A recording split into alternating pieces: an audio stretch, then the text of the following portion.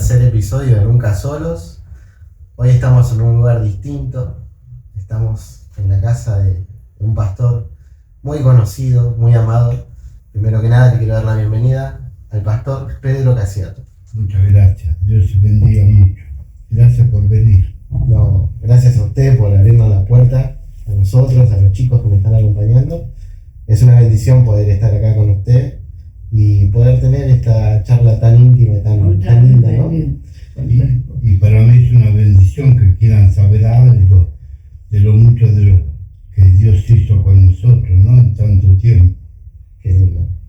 Qué lindo, porque de eso se trata, tratar de conocerlo más, las personas que no lo conocen, que lo conozcan a ustedes. Sí, mucha gente a lo mejor nos conoce por referencia, por nombre. Pero ha pasado tanto tiempo. Yo tengo 62 años de ministerio, 62 años. A veces escucho hermanos que dicen, tengo 30 años de ministerio, tengo 25 años y les parece que es tanto, ¿no? Yo tengo 62. 62. Y te digo algo más, 64 años de casado. ¡Wow! Va cabeza a cabeza. Ahí, ¿no? Qué lindo eso. 64 años de casado. Es un gran ejemplo eso para todos los matrimonios. Y sí, para aquellos que hoy puedan escuchar, ¿no? A veces preguntan cómo hicieron para estar tanto tiempo casados, ¿no? Pero en el Señor cambia todas las cosas. Por eso que la palabra dice que cuando el Señor entra en el corazón cambia la vida y cambia el sistema de vida y cambia al hombre y cambia a la mujer también.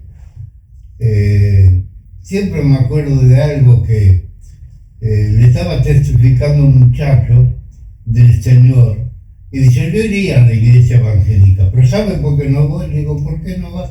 Porque se besan entre hombres. Ah, digo, por eso no vas. Dice, sí. Digo, ¿vos tenés hermanos? Sí. Y cuando uno se ven en un tiempo así, digo, ¿cómo hacen ustedes? Después viene tu hermano, venís vos, no lo abrazás, le das un beso así. Y en la iglesia somos hermanos, pues somos hijos del mismo Padre. Somos hijos del mismo Padre, somos hermanos. El Espíritu de Dios que está en nosotros nos hace amar al otro, porque el otro también tiene el Espíritu del Señor y Él me ama a mí, con el mismo Espíritu. No, es amarse mutuamente, como dice la palabra. Amar a su hermano, amar a su prójimo. Claro. Qué lindo, qué linda introducción. ¿No? Buenísimo, sí. Arrancar buenísimo. Así. Y yo le quería hacer una pregunta. ¿Cómo era usted antes de ser pastor?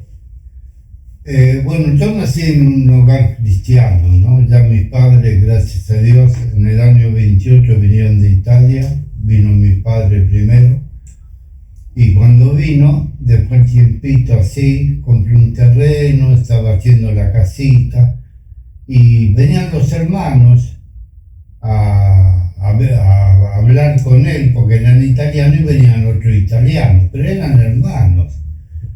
Y papá contento porque eran italianos los otros también, pero ni se imaginaban que era cristiano, ¿no? Y decía, no te bajes de la escalera, nosotros te alcanzamos una tabla, el cable, te alcanzamos un tornillo, lo que él necesitaba se lo alcanzaba. Y todos los días venían, uno, dos, tres, y le hablaban y le hablaban del Señor, pero mi papá no entendía nada. Era un hombre italiano, un hombre que muy generoso, pero no entendía nada de la palabra, ¿no? Y cuando terminó de hacer la casita, que era un rancho de madera, ¿no? Bien hecho, ellos lo invitaron para que vaya a la iglesia, a mi papá. Y mi papá dice, habló con mi mamá y le dijo, mira, yo voy a ir a la iglesia porque esta gente es tan buena, ¿no viste lo que hicieron? Todos los días venían 2 o 3 a ayudarme para que yo termine el rancho primero, ¿no? Dice, yo voy a ir, y fue. Y cuando fue no entendió nada, esa es la palabra. Entonces dice, me gustó mucho el movimiento que había. Hablaba mucho del amor, se besaban los hermanos, se besaban con las hermanas, dice, era como si fuera una fiesta de amor. Eso lo atrajo el movimiento, el carácter, ¿no?, de la gente, y eso lo atrajo. Y dice, voy a ir otra vez, dice, para complacerlo, ¿no? Y fue otra vez, y después fue otra vez, y después nunca más se fue de la iglesia, claro. Entendía la palabra después, ¿no? Entendía el amor del Señor. Porque uno cuando va la primera vez lo que quiere es mirar a ver si puede sacar con su propia mente, ¿no? Pero la palabra de Dios tiene que entrar en el corazón, ¿eh? Entrar en el corazón, hacer una obra perfecta, porque la obra de Dios es perfecta, hacer una obra perfecta para que el hombre entienda la salvación, ¿no? Cristo Jesús vino al mundo para salvarnos. Mira qué profundidad tiene esa palabra, ¿no? ¿Salvarnos de qué? De una eterna condenación. Claro, la gente que va primero a la iglesia al principio, va porque tiene necesidad, seguramente, ¿no?, de problemas de enfermedad o problemas, a lo mejor puede ser de familia o problemas económicos, y va para que Dios le ayude a eso. Pero hay algo más. La gente tiene que saber que hay un Dios que cambia la vida, y todo esto son añadiduras. La gente tiene que saber que el Señor vino a salvarnos. ¿De qué? De una eterna condenación. Pues ahora, como dicen las Escrituras, no hay condenación para aquellos que creen en Cristo Jesús. Y esto nos lleva muchas veces a pensar en lo que hizo Noé con el arca, ¿no? Había pasado como 200 años, 200 años, o me estoy equivocando, no, 120 años predicó Noé, ¿no?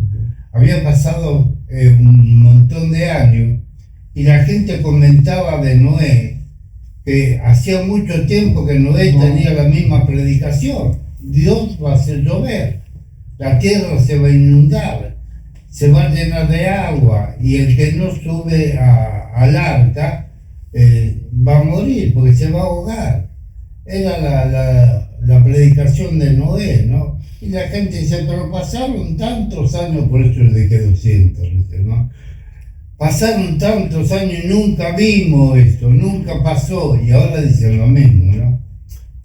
Ahora dicen lo mismo, ¿qué va a pasar? Dios no puede deshacer el mundo, Dios no puede deshacer todo esto hermoso que el mundo formó, que Dios le dio sabiduría al mundo para que haga todo esto. ¿Por quién le dio la sabiduría? La sabiduría viene de Dios. La sabiduría viene de Dios, y Dios da la sabiduría espiritual y la sabiduría natural a las personas para que las personas puedan hacer cosas para bien de su prójimo.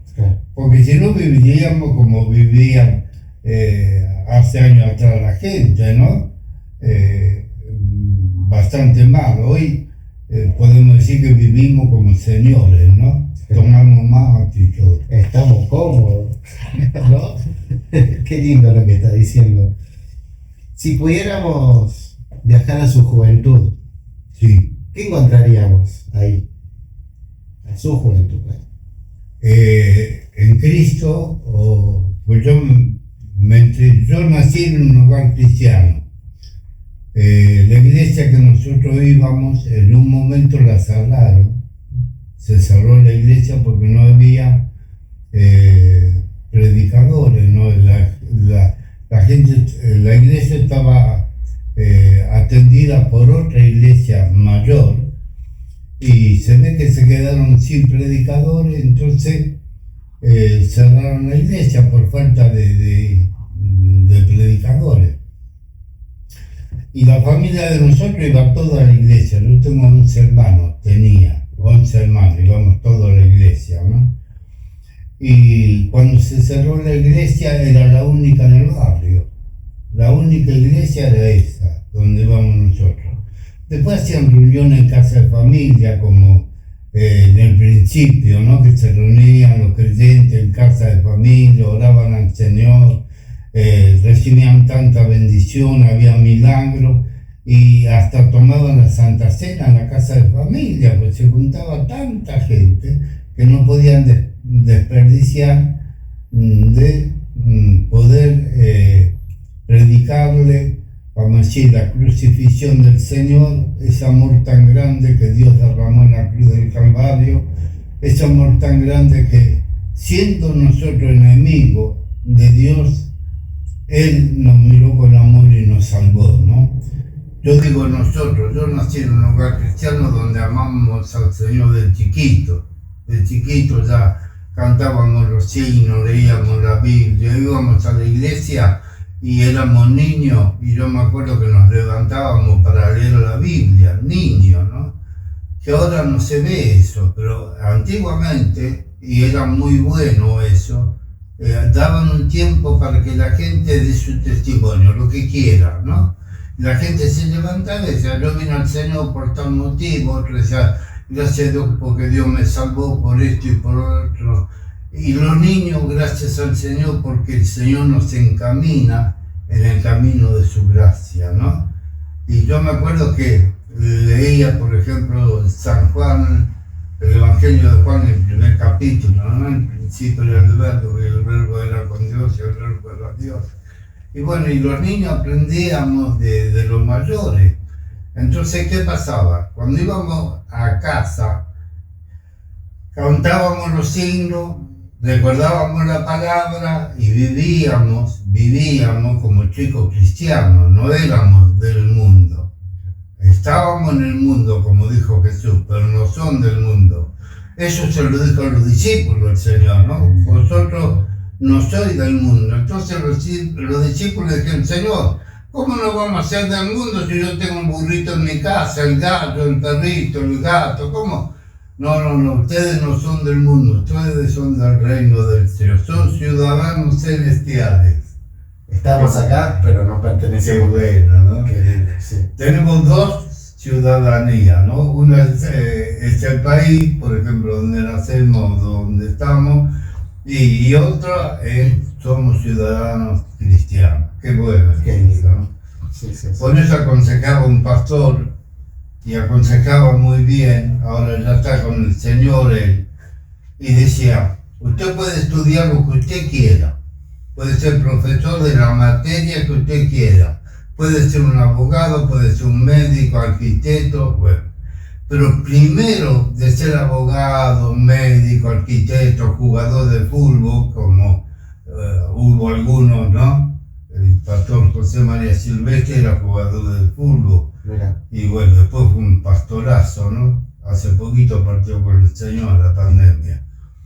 Y fue un pastorazo. A los 11 años se entregó al Señor él. Primero, tiene que ser buen cristiano. Y después, hacer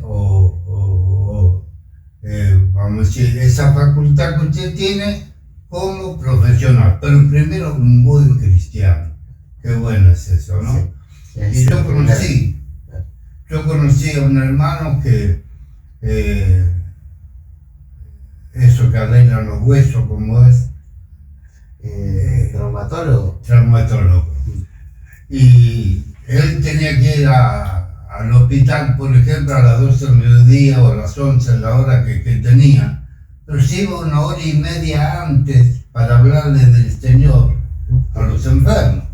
Los enfermos que él atendía, les predicaba el Evangelio. Y le decía, ustedes van a ser sanos, pero no les va a alcanzar esto. Tienen que creer en Cristo para tener una herencia en el cielo, ¿no? Una herencia en el cielo. Hay hermanos que dicen, soy pobre, no sos pobre, sos rico, tenés una herencia en el cielo. Yo voy a preparar morada para vosotros, ¿no? Y después de que terminaba de predicar a sus enfermos y a algunos más, ¿no? Porque a veces vamos por un hermano, yo tengo un testimonio que es glorioso, es maravilloso, ¿no? fui a ver una hermana que todavía vive, tiene 94 años la hermana. Es la mamá de Daniel Ballestena, el pastor Casiato, que me está mirando acá, el pastor Casiato, se debe acordar de Daniel Ballestena. La mamá estaba muy enferma y yo la fui a visitar. Y oré por ella, por la mamá, oré por ella. Y había una señora que estaba muy enferma, tenía diabetes, la última, la más mala, y se iba a morir en la cama porque no tenían remedio para ello. Y me dijo la hermana, ¿sabe que esa mujer que está ahí tiene diabetes? Los médicos dicen que no tiene más vida, se va a morir. Digo, yo voy a orar. Entonces fui, hablé con ella y me dijo que sí y oré por ella. Y me fui creyendo que el Señor podía haber hecho la obra, ¿no? Y sabe que al tiempo, como a los 2 meses así, vino la hermana y me dice, pastor, ¿se acuerda cuando yo estaba internada? Como me voy a acordar. ¿Se acuerda que le dije que había una mujer enferma que tenía el diabetes, que estaba lo último, que no se iba a morir la mujer? ¿Sabe que a los 2 o 3 días se levantó, estaba sana, le dieron el alta, sana la mujer, totalmente sana? El Señor la sanó por la oración. Qué bueno, ¿no? Qué lindo, sí. Qué lindo. A veces uno también tiene que sembrar esa semilla, ¿no? Dejar ahí y que el Señor haga su... Claro, uno va con la certeza, como dice la palabra, ¿no? Uno tiene la seguridad. Por ejemplo, ahora yo sé que el Señor está escuchando, porque sus oídos están atentos al clamor de sus hijos. Yo sé que Él está escuchando. Entonces yo sé que Él pone palabras en nuestro corazón, en nuestra mente, en nuestros labios, para que hablemos, porque alguno va a recibir un mensaje especial de parte de Dios. Y cuando oramos por los enfermos, oramos con esa certeza de que Dios va a hacer lo que vamos a hacer, ¿no? La oración para sanar a las personas, ¿eh? Sí, sí. Qué bueno. Y fíjate vos, Walter, que el Señor no oraba por los enfermos. El Señor decía, conforme a tu fe te sea hecho. Ya estaba. El Señor sabía que esa persona fue una mamá que tenía una hija que estaba endemoniada y demás, que es un pasaje glorioso que tiene la Escritura como todos los pasajes gloriosos, ¿no? Y fue a ver al Señor. Cuando fue a ver al Señor, habló con el Señor y el Señor dijo, no es bueno sacarle el pan a los chicos y dárselo a los perrillos, porque primero hay que atender a los chicos y después a los perrillos, ¿no? Los perrillos comen de las migajas que caen. Y el Señor le dijo, mujer, no es bueno que yo te dé la palabra, que vos seas salva, porque primero tengo que darle la palabra a las ovejas del pueblo de Israel. Pero el Señor se lo dijo a propósito, para ver qué había en el corazón de esa mujer, ¿no? Y la mujer le dijo, sí, Señor, tú tienes razón, es así. Pero tú sabes que los perrillos comen de las migajas que se caen de la mesa. La misma comida que comen los ricos, la gente excepcional, de dinero, importante, se le cae la migaja que los perritos comen. Como diciendo, de esa sobra también nosotros podemos alimentarnos y recibir, ¿no? Sí. Y el Señor le dijo, mujer, grande es tu fe, ¿no? Dijo, ve y se ha hecho como creíste.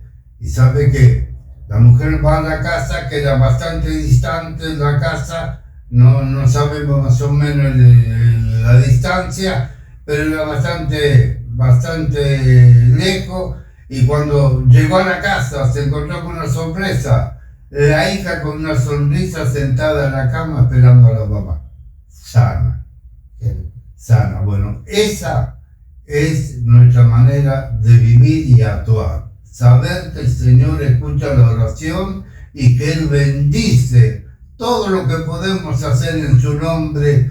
Lo que estás haciendo vos ahora, vos dejaste a tu familia en tu casa, no jugar con tus hijos, no le hacer un mandado a tu esposa por venir a hacer esta operación, ¿no? que estamos haciendo.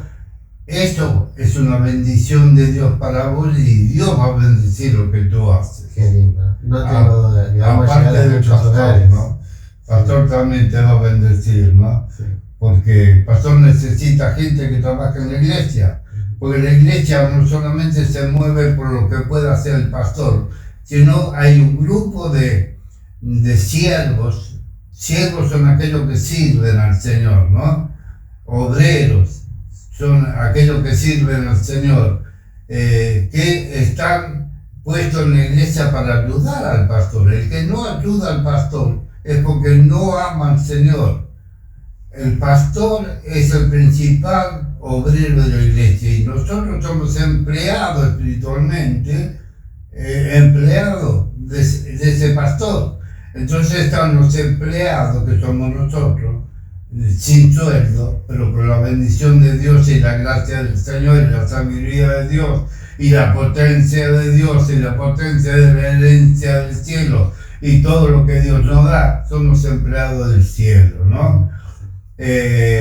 Y servimos, algunos orando, otros ayunando, y todos los días oramos por aquellos que se levantan en la madrugada y oran por sus pastores, oran por la iglesia, oran para que Dios sane a los enfermos, oran para que Dios salve las almas.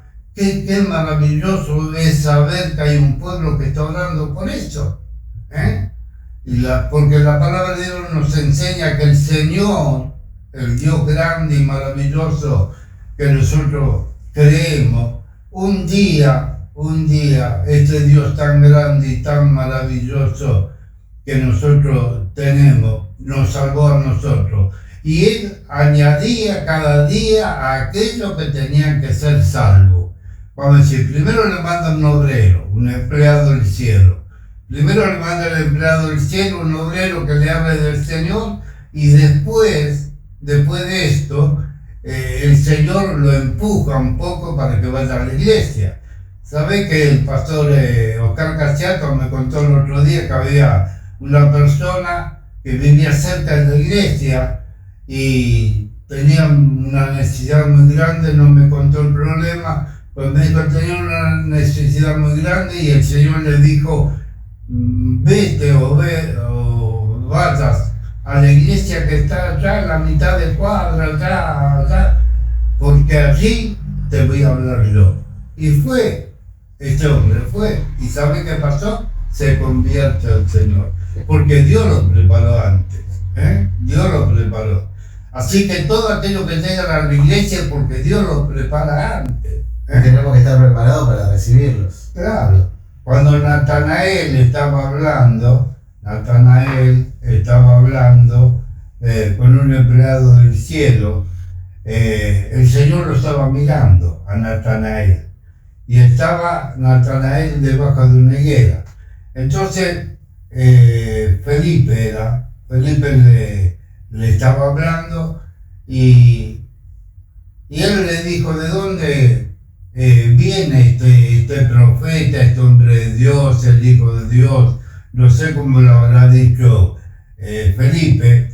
Y Felipe le explicó de dónde venía.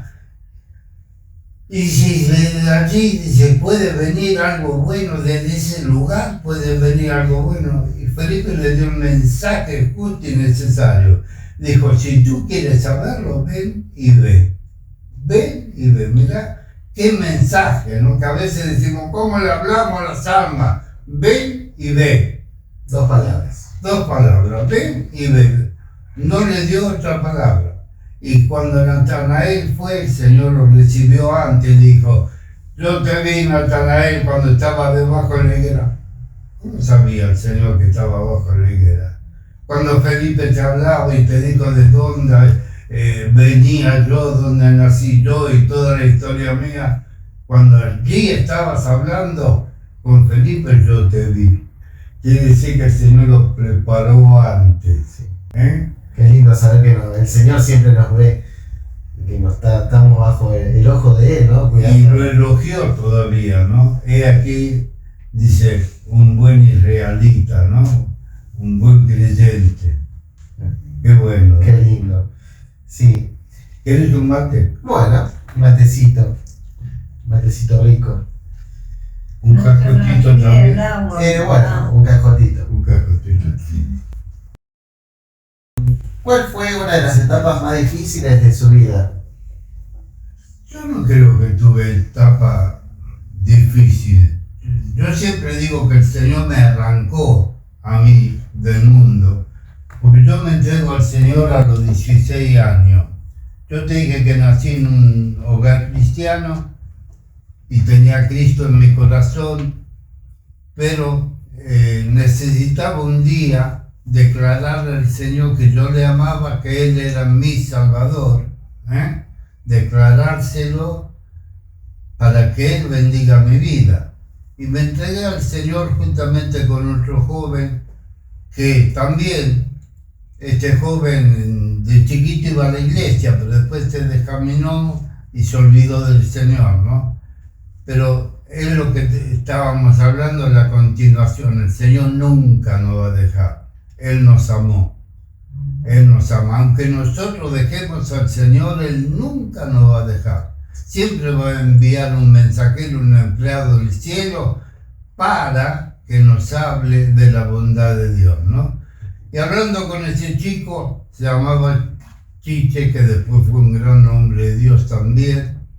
Fue profesor del ministerio muy grande que hubo acá en Argentina, el Ministerio de Fe del pastor Pope. Fue un hombre de Dios y un buen pastor, ¿no? En su tiempo. Ya partió por el Señor. Y dijimos, vamos a volver a la iglesia. Bueno, dijimos los dos, bueno, vamos. Y creo que a los 2 o 3 días ya estábamos en la iglesia. Nunca más nos separamos del Señor, ¿no? Y yo entendí una cosa en ese mismo momento, como que Dios me arrancó del mundo y me plantó en la iglesia. Así que a mí no me costó nada. Algunos dicen, cuesta hacer la voluntad del Señor. A mí no me costó nada en ese momento. Después sí. Después cuando entendí que había que poner la palabra por obra y que venían las pruebas y las luchas y había que orar al Señor, ahí sí, pero nunca tuve un problema grande como diciendo de esta no voy a salir, o siempre el Señor fue muy bondadoso para conmigo. ¿Qué le puede decir a esas personas que las pruebas por ahí son difíciles y por ahí se les cae la fe o dejan de confiar en el Señor? ¿Qué le puede decir?